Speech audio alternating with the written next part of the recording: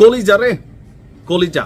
এই দেশে আমরা ভাবতাম যে শেখ হাসিনার মনে হয় এরকম একটা ওভার লার্জ সাইজের কলিজা নিয়ে হাঁটতো, যিনি একজন নারী হওয়া সত্ত্বেও কোটি কোটি পুরুষ ওনার পিছনে পিছনে ঘুরতো বা ভয়ে থরথর করে কাঁপতো।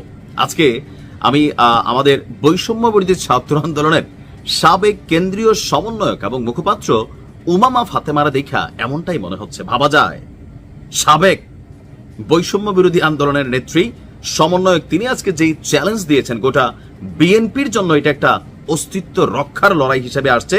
কারণ ছাত্রদলকে যে আলটিমেটাম দেওয়া হয়েছে, এখন আসলে এই জায়গাটা কেন তৈরি হলো? ঢাকা বিশ্ববিদ্যালয়ে হলে ছাত্রদলের একটা কমিটি ঘোষণা করা হয়েছে।